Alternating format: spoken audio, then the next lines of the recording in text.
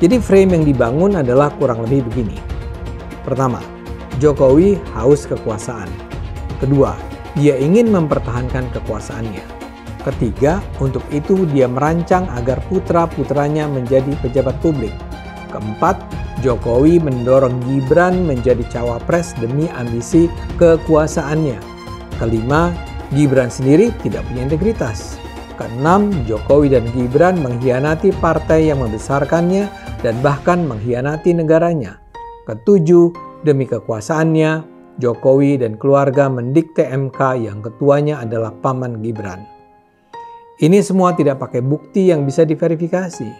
Misalnya saja, sejak kapan Jokowi dan Gibran dikenal tidak berintegritas dan punya ambisi melanggengkan kekuasaan? Atau apa bukti bahwa Presiden Jokowi menekan Mahkamah Konstitusi? Atau kok bisa-bisanya seolah-olah Ketua MK menentukan sendirian keputusan MK? Kan ada 9 orang. Jadi isi video-video itu ya sekedar menuduh, mengarahkan penonton untuk menentang Jokowi, menyimpulkan tanpa bukti, dan menyebarkan kebencian. Ini tuh negara demokrasi, bukan negaranya Pak Lurah.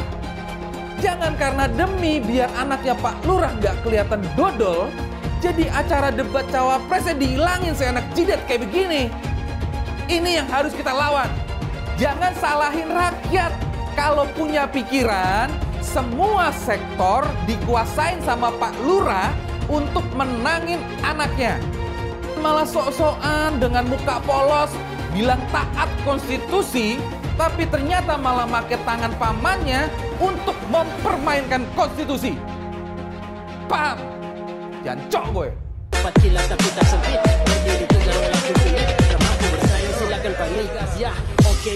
Oke gas, tambah 2 torang gas. Nah, gimana setelah menonton cuplikan video barusan? Parah sekali kan? Coba deh saya tanya, apa manfaat dari joget-joget seperti itu? Apakah itu bisa memberikan solusi bagi masyarakat? Bagaimana ketika tantangan ekonomi ke depan? Bagaimana ketika bahan-bahan pokok sulit? Apakah semua itu bisa dijawab dengan cara joget-joget seperti itu? Tidak kan? Apalagi Pak Prabowo ini kan sudah berumur, sudah 72 tahun. Cobalah, gak usah seperti itu, joget-joget seperti itu. Tidak ada manfaatnya sama sekali. Ya sekarang coba deh diingat-ingat kembali apa yang pernah disampaikan oleh Presiden Jokowi. Beliau kan menyampaikan, mari adu gagasan dan ide, bukan adu joget-joget atau gemo-gemoan seperti itu. Ya sekarang adu gemo-gemoan ini kan cuma gimmick doang. Gak ada manfaatnya sama sekali buat masyarakat. Gak ada manfaatnya sama sekali buat rakyat. Semua itu hanya gimmick untuk menutupi kelemahan Prabowo dan Gibran. Tim suksesnya Prabowo Subianto hanya jual gimmick gemoy, ya, karena mereka tahu capresnya tidak punya ide dan gagasan untuk bisa memimpin negara sebesar Indonesia. Makanya mereka tuh jual gemoy-gemoy. Padahal Prabowo itu udah nggak pantas dibilang gemoy, ya, karena udah tua, nggak ada lucu-lucunya, nggak ada menggemaskannya. Ini jual gimmick gemoy-gemoy, udah tahu capresnya udah tua dan aki-aki. Bilang gemoynya di mana, udah nggak pantas, ya, udah nggak pantas banget gitu loh. Apa visi misinya Prabowo Subianto? Apa gagasannya untuk membesarkan negara ini, untuk mensejahterakan negara ini? Nggak ada, selain makan siang, selain minum susu. Kalau mau kasih makan siang dan minum susu, pakai uang pribadi, jangan mengandalkan anggaran negara. Siapapun juga bisa melakukan itu, ya. Tolong ya kepada tim sukses Prabowo Subianto, jangan jual-jual gimmick. Jualah ide dan gagasan untuk bisa memajukan bangsa dan negara kita ini. Karena tim ses Eyang Prabowo sekarang ini beramai-ramai ngajarin relawan dan pendukung Mas Ganjar dan Prof Mahfud soal cara berkampanye. Kata mereka nih, ini kata mereka loh ya. Kata mereka, pendukung Mas Ganjar dan Prof Mahfud supaya berhenti membongkar keburukan dari Pak Jokowi. Supaya berhenti membahas Mahkamah Keluarga. Supaya berhenti mengorek cawe-cawe dari Ibu Iriana di urusan politik dan Pilpres 2024. Kalau memang benar hasil survei Mas Ganjar dan Prof Mahfud turun gara-gara para pendukungnya terlalu bersemangat membongkar-bongkar keburukan dari Pak Jokowi, membahas Mahkamah Keluarga, dan mengorek-ngorek cawe-cawe Ibu Iriana di urusan politik dan Pilpres 2024, kalau itu memang benar, Mengapa mereka tidak membiarkan hasil survei Mas Ganjar dan Prof Mahfud semakin anjlok lagi? Mengapa mereka jadi sibuk sendiri memberikan saran supaya kita berhenti membongkar keburukan dari Pak Jokowi, supaya berhenti membahas soal Mahkamah Keluarga, supaya berhenti mengorek cawe-cawe dari Ibu Iriana di urusan politik dan Pilpres 2024. Kita patut curiga. Kita patut curiga bahwa mereka sebetulnya benar-benar tertekan akibat adanya pembongkaran keburukan dari Pak Jokowi. Akibat terus-terusannya masyarakat membahas soal Mahkamah Keluarga. Jangan-jangan ya, angka survei yang Prabowo dan Mas Gibran benar-benar anjlok gara-gara semua itu. Kita jangan ciut sama gertakan mereka. Teruslah berjuang buat memenangkan Mas Ganjar dan Prof Mahfud. Ya, jadi kalau konsultan politik Prabowo saat ini mencoba untuk membranding Prabowo itu dengan sebutan yang menurut mereka itu adalah sebuah kelucuan. Misalnya mereka ini mengatakan bahwasanya ya, Prabowo itu adalah gemoy, kemudian Prabowo itu sering joget-joget dan lain-lain. Ya, semua itu hanyalah upaya untuk menutupi karakter dan watak asli dari Prabowo Subianto, yang mana memang orangnya ini dikenal suka marah-marah dan temperamental. Bahkan mungkin teman-teman semua juga masih banyak yang belum tahu ya, bahwasanya Prabowo ini juga pernah menggebrak-gebrak meja di hadapan para ulama. Coba bayangkan saja, lah ini kan ngeri sekali kalau menurut saya. Masa ya calon presiden RI, calon presiden Indonesia, tapi watak dan karakternya seperti ini. Lah ini kan memalukan sekali kalau menurut saya. Jujur saja ya, saya gak bisa membayangkan betapa tidak berakhlaknya ketika di hadapan para ulama, para kiai, Prabowo ini masih berani untuk menggebrak-gebrak meja. Prabowo yang latar belakangnya militer malah kehilangan ketegasannya dengan joget-joget itu dan bangga banget disebut gemoy. Padahal menurut teman saya, arti gemoy itu adalah gemuk letoy. Bu Mega malah jauh kelihatan lebih muda dari Prabowo meski usianya beliau itu jauh lebih tua. Pidato Bu Mega yang bicara di depan para relawan Ganjar Mahfud itu jelas-jelas membakar semangat orang-orang yang hadir di sana. Ketika Bu Megawati menemukan tanda-tanda bahwa Neo, Orde Baru akan bangkit lagi, dia keluar dari kandang bantengnya dan mulai memimpin perlawanan. Tanda-tanda bangkitnya Orde Baru, rezim yang dulu dilawan oleh Bu Mega, mulai terlihat ketika pemerintahan yang sekarang memakai cara-cara yang sama dalam membungkam demokrasi. Tanda-tandanya itu mirip banget, seperti pengerahan alat negara, merusak Mahkamah Konstitusi, dan menggunakan hukum sebagai alat untuk menyandera banyak tokoh politik dan banyak pejabat. Bangkitnya Orde Baru itu sangat berbahaya. Orde Baru itu punya prinsip pembungkaman demokrasi, karena demokrasi itu menghalangi absolute power. Dan absolute power itu bisa merusak banyak segi pemerintahan dan negara, seperti merusak hukum, mega korupsi, dan nepotisme yang berdasarkan keluarga dan kroni-kroninya. Jadi saya mengikuti arahan Bu Megawati, meski saya itu bukan kader PDI Perjuangan. Karena baru di Pilpres sekarang ini, situasi bahaya ini jauh di atas masalah siapa calon presidennya, tetapi fokus pada terancamnya demokrasi kita. Andaikan tidak ada Ganjar dan Mahfud, saya pilih Prabowo. Tapi kalau ada Ganjar dan Mahfud, masa saya harus cari yang lain? Paket komplit. Ini saya bukan karena saya benci dengan Prabowo atau Gibran. Gunakanlah akal yang jujur, yang sehat. Masa yang begini masih mau ditolak? Tapi kalau begini, saya bingung. Saya ini Jokower. Jujur saya ini bingung ini hari. Kenapa negeri jadi begini? Jangan maaf.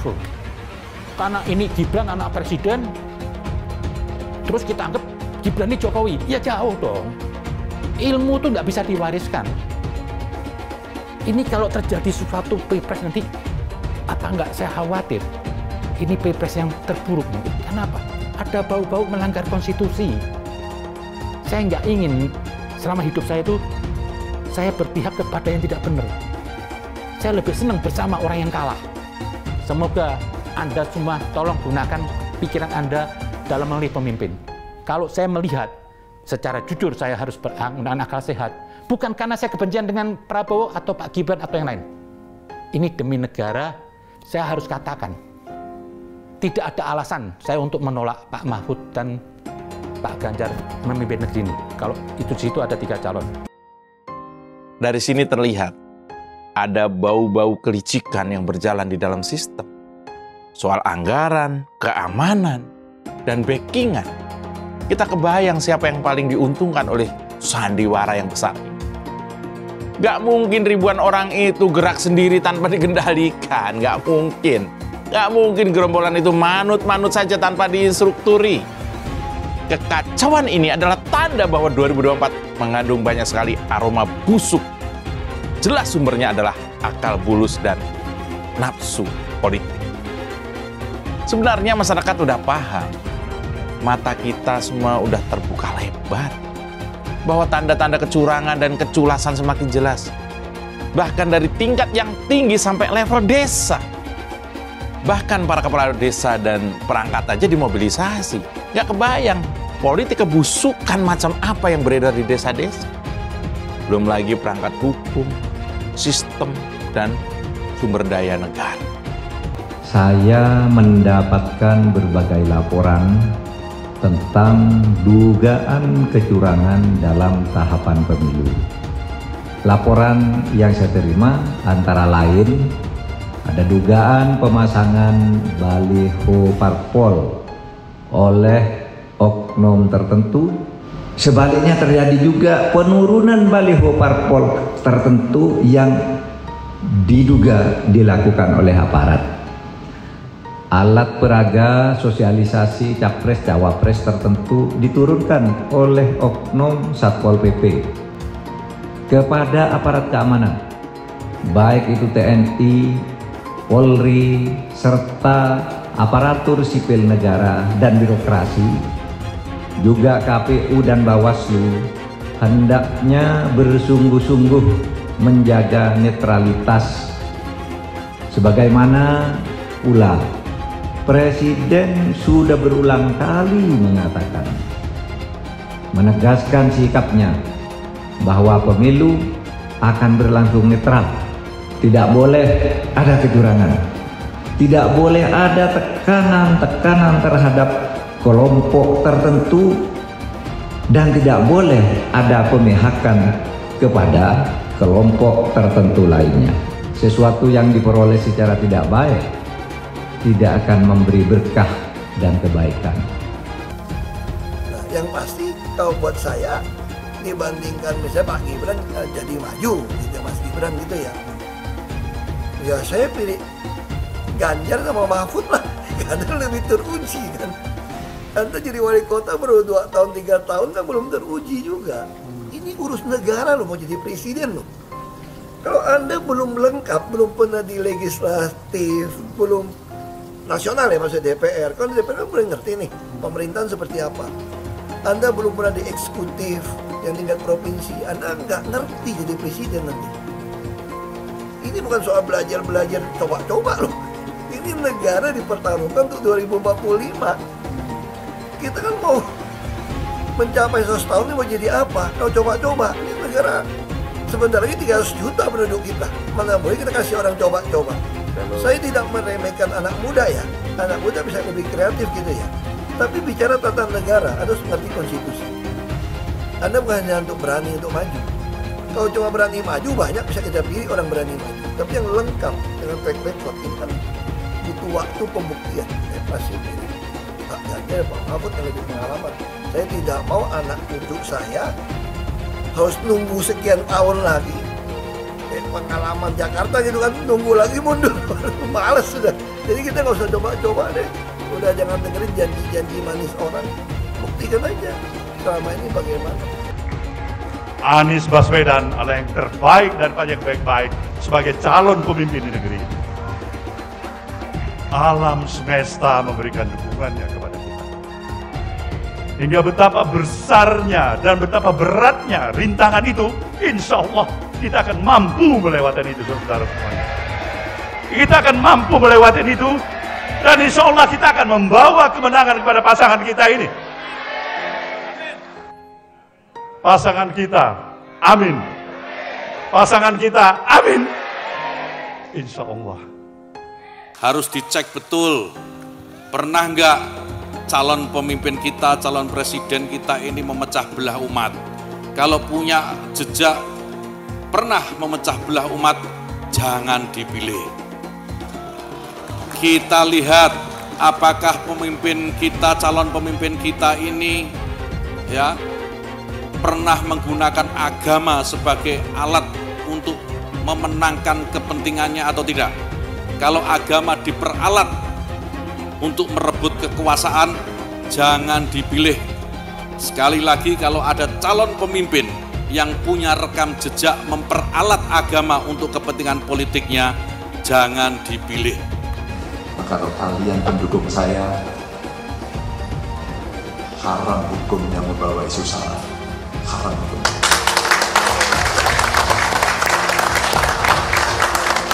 Kita sudah lelah dengan isu itu. Kita menjadi bangsa yang terbelah. Dan untuk mengembalikan susah. Umat Kristen di Indonesia memang minoritas, tapi jangan salah. Umat Kristen akan memegang peran menentukan apakah Anies akan menang dalam Pilpres 2024. Kalau secara perlahan semakin banyak orang Kristen yang berpaling ke Anies, yang akan menang nantinya sangat mungkin Anies. Suara pemilih Kristen di Indonesia adalah sekitar 10% lah. Kalau ekstrimnya semua warga Kristen memilih Ganjar, artinya Ganjar akan mendapat tambahan 10% suara dan Ganjar akan menang. Nah, itulah saya katakan kekompakan suara pemilih Kristen akan menentukan. Begitu suara pemilih Kristen terbelah secara timpang, Anies akan bisa mengalahkan Ganjar. Anies tahu jagoannya itu hanya akan menang kalau bisa memecah suara pemilih Kristen. Sekarang semua bergantung pada umat Kristen. Kekompakan pemilih Kristen akan menentukan apakah pada akhirnya Indonesia akan dipimpin Anies atau Ganjar. Elektabilitasnya Anies merosot ya seiring mulai terkuaknya kontroversi dari kepemimpinan Anies di Jakarta. Gen Z juga tahu kalau Anies adalah sosok yang didukung kelompok intoleran yang membuat Pilgub DKI 2017 menjadi sangat kotor. Politik identitas yang mengarah ke perpecahan seperti yang dikeluarkan pendukungnya Anies, yaitu Kadrun bin Kampret, kafir lah, laknat lah, PKI lah, ya cuma itu doang kemampuannya. Itulah pendukung Anies. Jangan pernah takut melawan Kadrun yang cuma pengen Indonesia hancur. Siap kawal kasus Ahok, siap penjarakan Ahok. Takbir, takbir, takbir. Siap kawal kasus Ahok. Siap. Siap kawal kasus Ahok. Siap. Betul. Betul. Tangkap, tangkap, tangkap si Ahok. Tangkap si Ahok sekarang juga.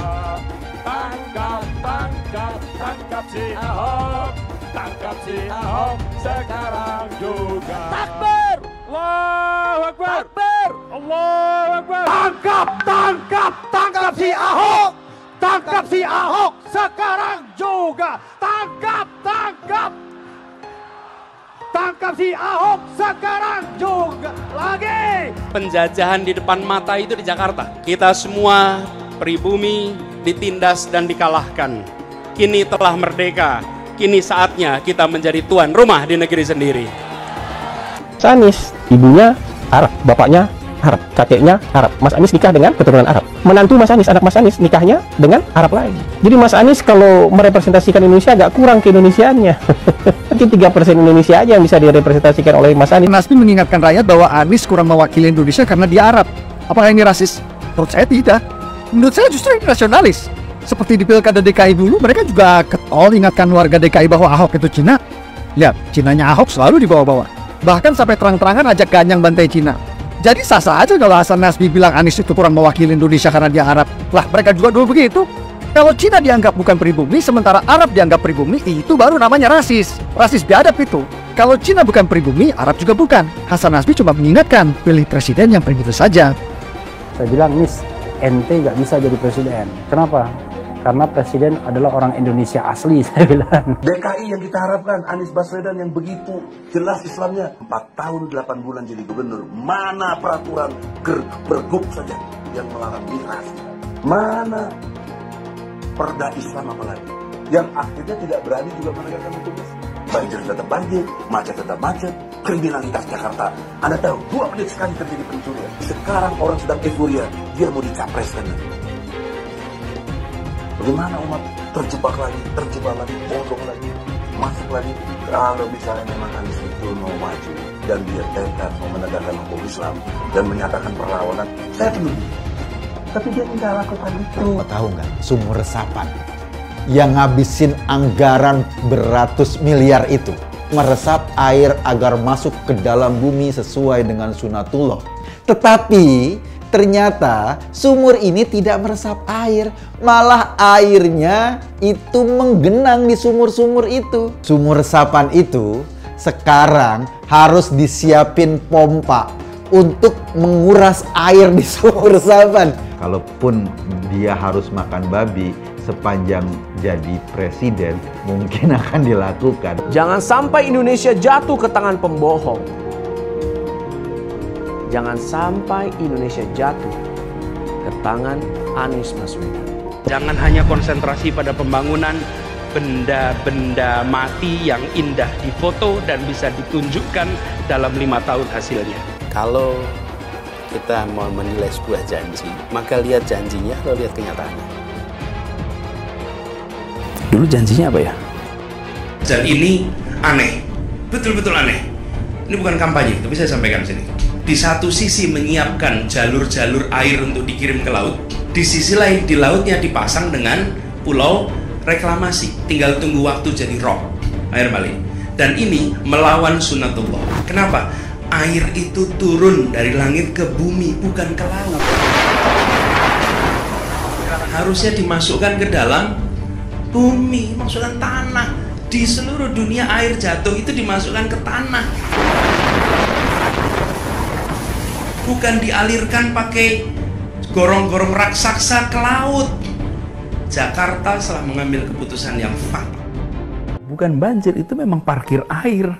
Bukan banjir, itu memang parkir air. Masyarakat berkeliling dengan membawa toa untuk memberitahu semuanya, termasuk sirine. Ibon 82 miliar. Apa alat transportasi yang dimiliki oleh hampir setiap orang? Alat transportasi yang dimiliki semua orang adalah kaki. Saya mensyukuri kenapa kalah, kenapa ditahan. Saya bersyukur atas itu semua. Saya coba bayangkan ya, kalau seandainya waktu itu kita menang, gitu ya, hari ini belum tentu kita bisa nikmati seperti ini. Kita bersyukur 5 tahun Tuhan izinkan kasih ke orang yang pintar ngomong untuk kerja. Coba kalau kita bayangkan gitu ya, kalau kemarin saya masih jadi gubernur, ini saya udah turun ini. Tapi yang pintar ngomong itu dikira orang hebat kan? Ini lebih berbahaya tahun 2024. Langsung ketahuan karakternya. Langsung ketahuan itu. Di saya juga ada kutipan Pak di kamar saya Pak. Tulisannya, Jakarta telah mengambil keputusan yang fatal. Gus Dur itu buta mata juga buta hati. Pancasila Soekarno, ketuhanan ada di pantat. Anak Tuhan dari mana? Kalau Yesus anak Tuhan, bidangnya siapa? Besok di seluruh wilayah Indonesia kami katakan dan Iblis hanya menggoda orang yang beriman. Makanya jarang-jarang orang kafir kerasukan setan. Yang kerasukan setan itu orang baik-baik. Jarang, saya belum pernah nengok Cina kerasukan setan. Pernah tak Ahok itu kerasukan setan? Enggak, setannya juga. Karena sesama setan dilarang saling menggoda. Karena di salib itu ada jin kafir. Karena di salib itu ada jin kafir. Karena di salib itu ada jin kafir. Haleluya. Kepalanya ke kiri apa ke kanan? Kepalanya ke kiri apa ke kanan? Tetap percaya salib itu lambang mulia, bukan jin. Kok ketawa? Aku nggak nyindir siapa-siapa loh. Kalau Anda tanya saya jadi presiden, saya hari ini jadi presiden juga saya tahu apa yang saya mesti kerjakan. Karena saya udah kenyang dari DPRD tingkat 2, dari pengusaha, DPRD tingkat 2, bupati. Bupati itu paling kerja benar, paling ngerti tuh soal daerah seperti apa. Sampai hari ini portofolio saya lengkap sampai ke BUMN. Saya pernah legislatif, pernah eksekutif, tapi nggak usah andai-andai gitu kan. Tapi kalau saya hari ini jadi saya tahu apa yang saya mesti kerjakan. Ya Anda nggak usah khawatir. Kita nggak bisa hindari ada orang memanfaatkan soal SARA untuk kampanye. apalagi untuk menjatuhkan kita yang dikategorikan sebagai minoritas. Tapi bagi saya, ketika kita ada turun ke masyarakat, masyarakat juga bisa membaca, bisa merasakan mana yang tulus, mana yang tidak. Jadi ada guyonan gini dari teman-teman saya, bahwa saya itu bukan cuma double minoritas, tapi triple. Artinya apa? Udah turunan Tionghoa, Kristen, dan katanya terlalu jujur di pemerintahan. Jadi itu gak disukain. Ini triple katanya. Relawan Anies yang mayoritas pengasuh khilafah seperti kadrun FPI dan HTI ingin melengsarkan Pak Jokowi. Dengan menggunakan politik identitas, relawan Anies akan menggulingkan Jokowi. Tapi pendukung Anies lupa bahwa 82% penduduk Indonesia suka dengan kinerja Pak Jokowi. Ingat, di belakang Anies ada ormas pengasuh khilafah seperti FPI, HTI, PA212.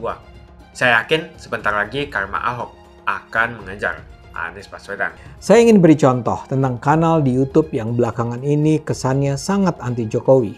Kalau dulu 2045 adalah kanal pro Jokowi, sekarang mereka sudah menjadi kanal untuk mengkampanyekan Ganjar Pranowo.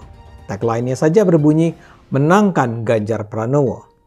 Jadi 2045 ini adalah kanal kampanye Ganjar. Ironisnya, dulu ini mereka dikenal sebagai media pendukung Jokowi banget. Tapi sekarang terjadi perubahan 180 derajat. Kanal ini tiba-tiba saja menyebarkan narasi dan framing yang sangat anti Jokowi dan keluarga. Dan ini adalah perkembangan yang baru sekali. Sayangnya, bukannya mengkampanyekan keunggulan Ganjar saja, 2045 kini menjelma menjadi kanal anti Jokowi. Mereka nampaknya khawatir kalau Gibran diloloskan menjadi cawapresnya Prabowo, Gibran akan menjadi ancaman bagi Ganjar. Perubahan terjadi sejak ada perdebatan tentang Mahkamah Konstitusi terkait tentang gugatan usia capres dan cawapres. Penonton tentu sudah tahu kontroversinya. MK kan akhirnya meluluskan gugatan tersebut. Salah satu akibat dari keputusan itu adalah Gibran Rakabuming jadinya boleh maju sebagai cawapres. Lihat rangkaian video dalam seminggu terakhir. Lihat saja judul-judulnya atau saksikan isinya. Terasa sekali kan anti Jokowinya.